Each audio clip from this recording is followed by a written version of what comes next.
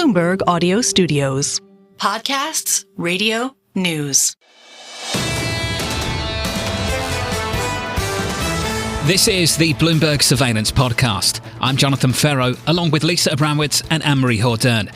Join us each day for insight from the best in markets, economics and geopolitics. From our global headquarters in New York City, we are live on Bloomberg Television weekday mornings from 6 to 9 a.m. Eastern. Subscribe to the podcast on Apple, Spotify or anywhere else you listen. And as always, on the Bloomberg Terminal and the Bloomberg Business app. Stocks trading near record highs once again after Friday's AI pullback. Sarah Hunt of Alpine Saxon Woods writing, "We think this illustrates a level of concern from investors that there is too much spending on the horizon and not enough cash flow to fund it." Sarah joins us now for more. Sarah, wonderful to see you. Thank you for being here. Good morning. It's great to be here. So is it enough fear? Is it enough skepticism to make you actually interested in AI once again, or does it need to go a little bit further? Well, it certainly seemed like enough last week. I mean, there were some big moves last week, and I don't think the market, I mean, you look at Broadcom's earnings, and the numbers themselves were very good. It's back to the expectations problem and the second derivative problem, which Cameron just mentioned, which is what happens when you're still spending a lot of money, but you're not spending it quite as fast as you were. And the more you spend, the bigger that the problem of large numbers comes in. And can I go 10% on every 10% or 20% every year? And I think that's an issue. And now people are starting to question, where's that money coming from? And that question didn't happen in the beginning. And you've got some real issues with companies that used to be cash rich now getting more asset heavy. And I think that that's a little bit of an absorption issue for investors right now. But have we gone a little too far with this, with the idea that Microsoft and Google really are going to face some sort of insolvency risk or some sort of serious existential question because they're borrowing a bit from the bond market, right? I mean, have we sort of thrown the baby out with the bathwater, to use John Solfis's term, given the fact that people seem skeptical more broadly of the promise that they embraced 2 weeks ago? I think that is just indicative of what we've been living with for the last several years out of the pandemic, which is narrative shifts every day. And yes, the pessimism gets wildly bad and then it gets wildly fantastic again. And this is why I wouldn't say that this is a moment where you have to go, oh my goodness, we have to change everything. But you have to think about who else might benefit and how that's going to go. And I actually think that even the story about the CDS for Oracle, I think that's much more about hedging the stock than it is about actually thinking that Oracle's not going to pay its bonds back in the end. So I think a lot of this is the mechanics of how that spend is going to come about. And I don't think it's really challenging the fact that money is going to get spent. I don't want to say that groupthink is great, but I want to pick up on what you just said there, which is we have all of these narrative shifts, dueling narratives. What does that say to you just about conviction, investors' conviction in this, not just this trade, but in the prospects of AI generally? It is difficult to have because it's hard. I mean, the conviction that AI is going to be a big thing, it's going to make a lot of changes, I think hasn't changed. What those changes are going to be, who is going to benefit from those changes, and how fast they're going to be implemented seems to be a big part of the current concern. It was easier to say at the beginning of the year, we see a ton of spending on infrastructure. There's still going to be a ton of spending on infrastructure, but now that that's getting questioned, is that the peak of infrastructure spend discussion? Now do we have to look at use cases and who's using it and how they're using it, and is this going to improve margins? Because in the end, that's what it all comes down to, is it going to make people more money? Because if it isn't, then it isn't going to raise earnings, then it's less exciting than if it is going to raise earnings. It's December. I'm in a retrospective mood. Perhaps you are as well. You mentioned that question wasn't being asked at the beginning, which was how is all this going to be paid for? Is it going to be cash? Is it going to be debt? What do you make of that in hindsight now, the fact that people weren't wrestling with those questions to begin with? I think with every big investing enthusiasm, there is a willingness to suspend belief about whether or not and how things have to happen to get to the point where everyone's excited about.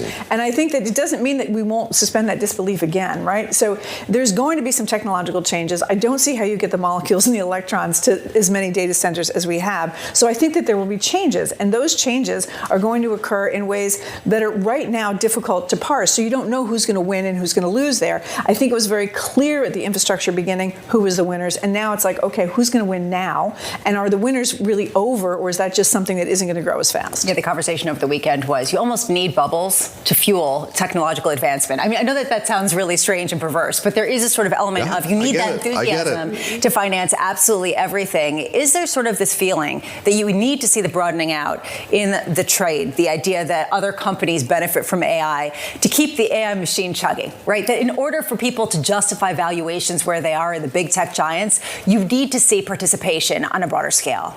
I think you absolutely need to see that participation. And I think that was a question even earlier in this year, in the beginning, at the end of last year, which was who's going to use this? And then Walmart came out and said a few things about how it was helpful for margins. And other companies came out and said, yes, we can use it this way, and it's going to be, and that sort of solved the short-term problem. But longer term, that has to broaden out. And that has to be, and this is also the question about small caps. Can they use this to make some margin improvements? Because the small cap earnings revolution was supposed to happen 2 years ago, and then last year, and then this year. And is that really going to come through? And I think all of those things are very important as we go forward. And where valuations are right now, it's even more important. This is where the economy starts to matter again. This is where all of a sudden, when we were talking about how anything related to AI could be in its own universe and the economy could keep sort of dragging along and basically being in a recession if it weren't for that AI investment, at what point can you see this expansion, this broadening out, unless you see economic data like what we're going to be getting this week really pick up?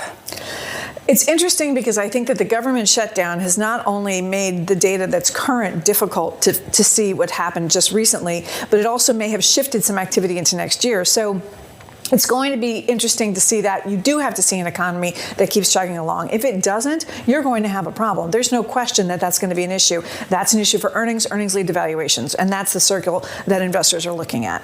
Speaking of circles, let's talk about circular investment and your sort of thoughts on that right now. I mean, we can't have this conversation about AI without going back to that, and I'm curious how worrisome that is to you. Have your worries been significantly or sufficiently assuaged by these companies saying that it's not a big deal?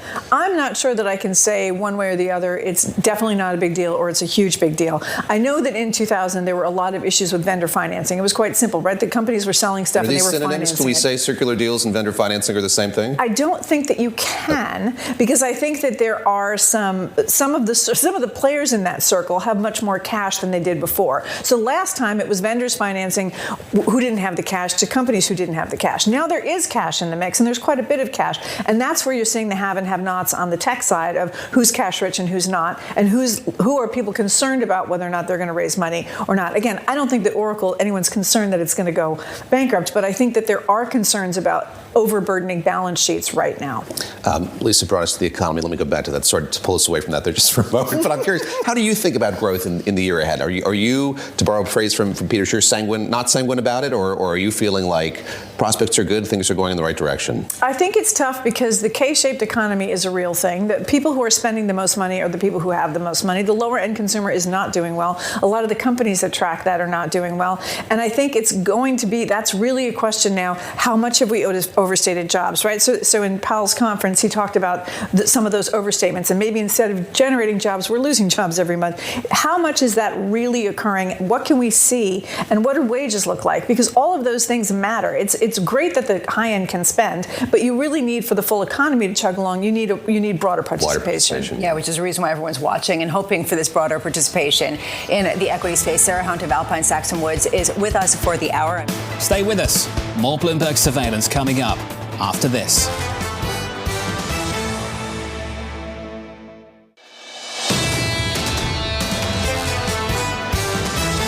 Here's the latest. President Trump telling the Wall Street Journal he's unsure his economic policies will lead to midterm wins. An NBC News poll showing the president's approval rating down to 42% as economic concerns weigh on Americans. Henrietta Treyz of Veda Partners joins us now for more. Henrietta, how do you sort of view this interview in the Wall Street Journal in particular with President Trump, where he's saying that people just haven't felt the ramifications or the benefits from some of his policies? Will that actually make any headway early 2026?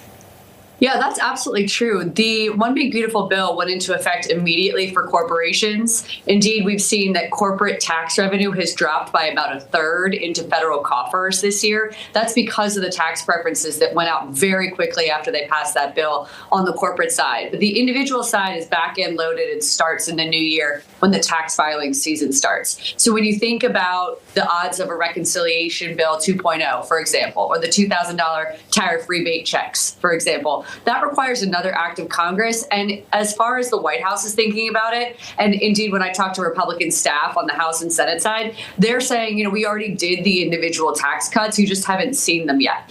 So when Kevin Hassett comes out and says, 2026 is going to be a boon year for the consumer and individuals. It's because the tax preferences that hit the individual side of the docket really start in the new year. So if you are, really looking forward to the SALT deduction, that's coming for you. There's a really small segment of the economy that's on the no taxes on tips, no taxes on overtime piece. That all starts in the new year, and they're hoping that that's going to be enough to overcome the continued hit of tariffs, the continued negative narrative around affordability, and the high cost of living, housing, healthcare going up by $1,000, et cetera. We'll see. Henrietta, as you talk to staffers on the Hill, I'm curious what they want this president to be doing. So you lay out very clearly sort of the benefits that'll be very evident, I imagine, to the American public here come in the new year. What do they make of his emphasis on immigration, on foreign policy, him not talking about affordability? What would they like him to be doing more? And what's the reaction to him not doing more on that front? It's a real mixed bag with the same answer. Get President Trump on the campaign trail.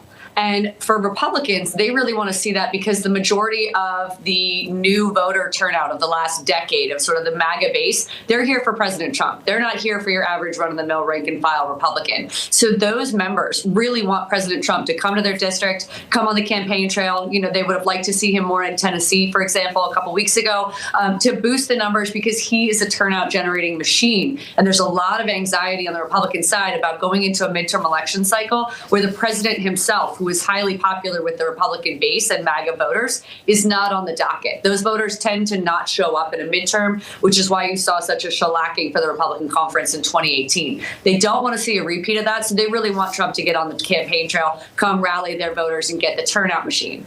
Unfortunately, that's what Democrats also want, because they know that Republican voters that are supportive of President Trump are more likely to stay home, and the majority of Americans now have a negative view of the Republican Party's handling of the state of the economy, inflation, prices, housing, and healthcare. And those are the top 5 issues of voters going into the midterm cycle. So Democrats similarly want President Trump to be front and center. So it's really a tough row to hoe for the Republican conference and for President Trump in particular. He's got to get out there. He's got to talk about affordability. But the more he talks about it, the more it helps Democrats. So it's sort of a catch-22.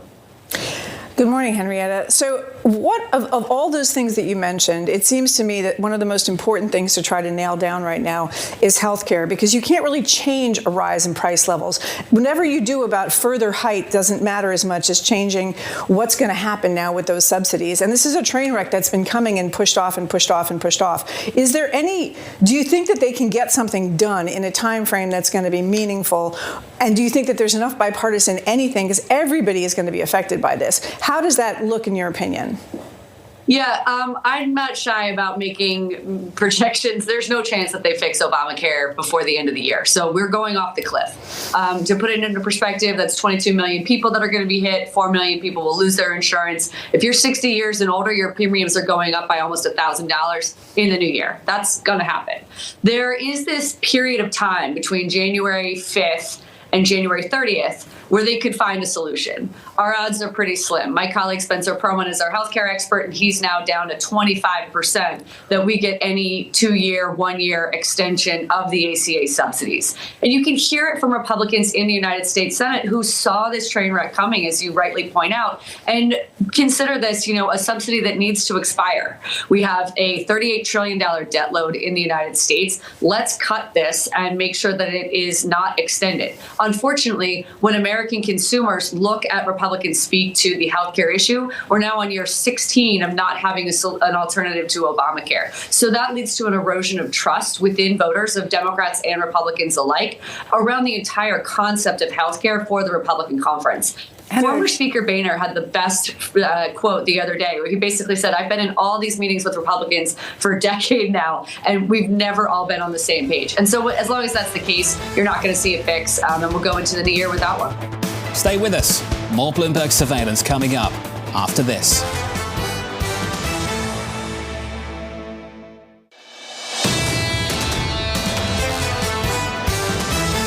Pooja Sriram of Barclays writing, we expect non-farm payroll and employment flat in October and up 50K in November, providing further evidence that the labor market is slowing but not breaking. Pooja Sriram of Barclays joining us now. Pooja, great to see you. Thank you so much for being with us. Thanks. So just looking at slowing but not breaking, what's the difference between the two? How narrow is the gap between slow and between broken? Yeah, I think that's a great question.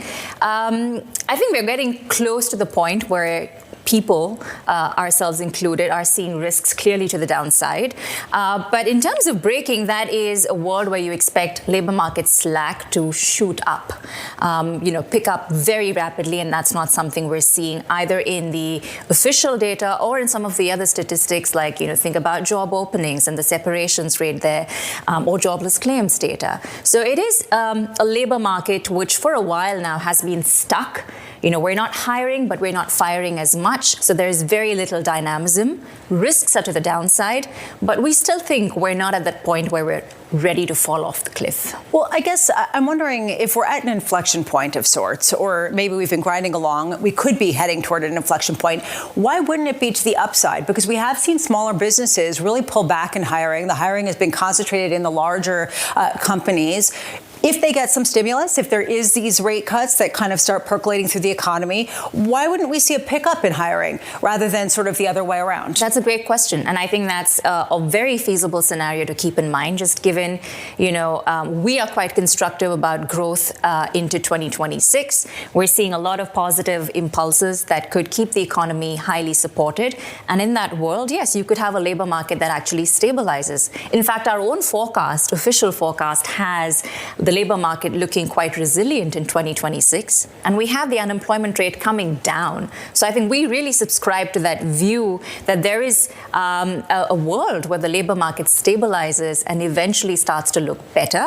But given where we are now, I think it's reasonable to also see that risks could very well be to the downside. It would take very little to push the labor market in the opposite direction. I'm curious how you think about the legacy of what we have been through here with this government shutdown, the delay of data that we hadn't seen before, and all the while there was this conversation about what might be a decent substitute for the data that we weren't getting from the Labor Department. How could we get as good a sense as we could about the state of the labor market in light of not having that data?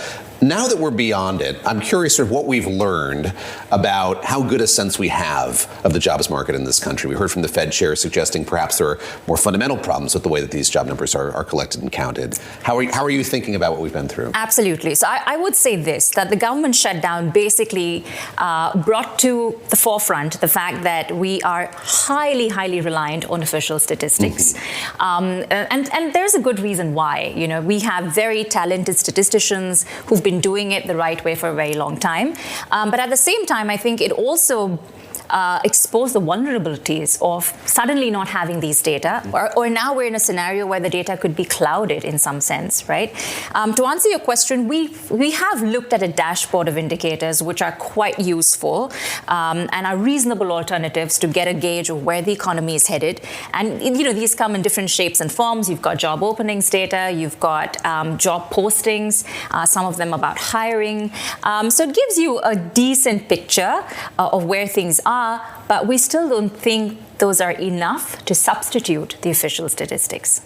I suspect Lisa's going to ask about inflation in a moment. Before we get there, let me just ask you about the Fed speak that Mike I'm sorry. that Mike was mentioning, all that we're going to hear from. And I'm curious, what are you listening for in specific? We've talked a lot about the silent dissents, the quiet dissents that happened at that meeting. What are we likely to learn from the kind of panoply of speakers who are going to be giving remarks and interviews over the course of the week? Yeah, I think the one thing that stood out in the December FOMC meeting is just how divergent views are within the committee. I mean, if you just look at even the dot plot, for example, in 2026, 7 participants felt that it's appropriate to hold rates steady where they are now. So I think going into this week and also just, beyond this week, we want to get a sense of who's thinking how. For example, we did hear from Goolsbee that his dissent was to some part tied to the fact that he didn't have enough data to go by, right? And so that gives you some insight into, I guess, what he's looking for. And, you know, we're likely to get similar insights from others. And I'm sure, like a lot of other Fed watchers, we're trying to place them on the Dove Hawk lineup to see exactly where their minds are at, and to give us a sense really of what the reaction function is for each of these participants. Over the weekend, San Francisco Fed President Mary Daly put out a blog post, and she was talking about why she supported cutting rates the last meeting. And she talked about how, yes, it was a very difficult decision because there is this dual mandate that's very much in conflict. She was talking about inflation. Yes, I always got to talk about it. And how it has been really punitive for these families. But she said how you get down to 2% matters, because if you get there too quickly, you break the labor market, and then you've got families grappling with both above average inflation and potential job losses. Do you think that there is this theory right now presiding over the Fed to run the economy a bit hot, especially at a time of technological transition, with artificial intelligence posing some existential questions around the labor market, in order to avoid some sort of labor market scarring at the expense of inflation not getting down to 2% anytime in the near future? Well, this is what I think stood out to me in the December presser. There seems to be this view in the Fed that inflation is really not a problem right now. In fact, Chair Powell's own comments on inflation is he's quite sanguine about it. I think in some part of the presser, he did think that inflation, you strip it out of all the tariff effects, is somewhere in the low 2s. Then he mentioned something about productivity, also likely to support the economy. So if you sort of put all those views together, I think there is this view out there in among the Fed participants that inflation is perhaps not a problem to be concerned about, and what they need to be concerned about right now is the labor market. That's perhaps what Mary Daly is also subscribing to in some sense. My own take is I think it's a little too premature to think that inflation is going to take care of itself.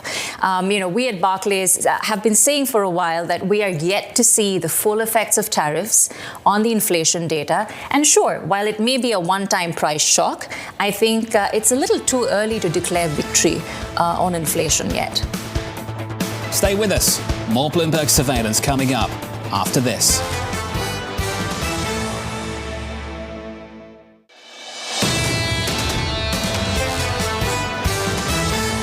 Keith Lerner of Truist writing, we are still positive tech longer term, but in the near term, there is a lack of a catalyst for the sector. So investors will need to be patient. Investors known for their patience. Keith joins us now. Keith, thank you so much for being with us. I just want to start there. I mean, do you think that this sell-off that we've seen, or underperformance, I should say, probably putting it more fairly, in the tech sector is something that can persist for a longer period of time, or is this sort of like an end of the year melt off, given how much it's been outperforming?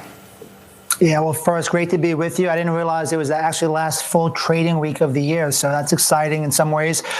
So to your point specifically, Lisa, listen, I still think tech is long-term leadership, but to your point, we went up off the lows about 70% versus 35% for the S&P 500, and now you get all these different questions as well. So I just think it's a point where that we have to kind of rebuild that wall of worry, which we're doing. But at the end of the day, the earnings momentum for the tech sector is still the strongest one out there. So I think in the near term, I think the challenge is, what is the catalyst to move this up? Because, we just went through earnings season. People are focused on, obviously, Oracle. NVIDIA comes out with some news about some more chip selling to China. It's not moving it. So I think it's just maybe a digestion phase. And I think, next year at some point, maybe that's 3 months or 6 months from now, we'll see money rotate back into it. And when we look historically at bull markets, maybe my final point here is the leadership of a bull market tends to endure towards the end, notwithstanding periodic, pullbacks and rotations. We're seeing one of those rotations right now on this kind of broadening theme, and I think that broadening theme, at least near term, has a bit more to go. You sound somewhat skeptical of it long term. Is that correct, Keith, that this broadening theme maybe is a short term blip, but not necessarily a 2026 full year trend? No, I think, at least if we were here a year ago, I think the theme was very similar about this boarding theme. It didn't work out. But no, I do think next year there's more of a reason that we could see more boarding. So I think a lot of times people think about it's tech or X. And in our view, it can be both, especially as we have these sharp rotations. But, the good news, I think, as we think about the equal weight index, we came into this year around the 17 multiple. We're ending the year around the 17 multiple, and it's been mostly earnings growth. The key for next year is profit margin. And do we see the adoption and the profit margin start to expand for these 493? But I think, listen, in near term, we are seeing some positive action. We had industrials break out last week. The equal weight index just made a 52-week high. Here's an interesting stat, guys.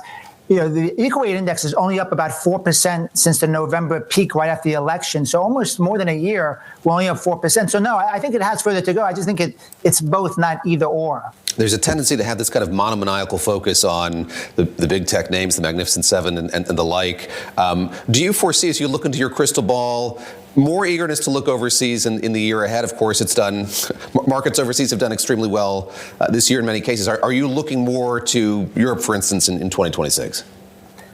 I don't know that we're looking more, but it's kind of a similar story. When we look around the globe, I just checked this morning, 98% of the markets we track, more than 40 countries around the globe, they're in uptrends defined as above their 200-day moving averages. So it's kind of that similar story we just had. It's like either or, no, both. We still have a tilt toward the U.S. because that's where the innovation and earnings are there. And if we think about the last year, the U.S. underperformed, but that was after, in the prior year, the U.S. had outperformed by the most since the 90s in 2024. So we had a bit of mean reversion, and almost all the increase in international was PE valuation, not earnings, and the currency side. So I think as we move into next year, we had a bit of a revaluation. Currency has come down to the U.S. dollar. So I think both will do well. We're still tilting towards the U.S. on the margin. We've been kind of threading this needle over the course of the 3 hours this morning. Mike Wilson's note, Mike Wilson and Morgan Stanley write about how we're now firmly back in a good is bad, bad is good regime. As you look ahead to this week and the data that we're going to get, how are you thinking? You're in agreement with Mr. Wilson?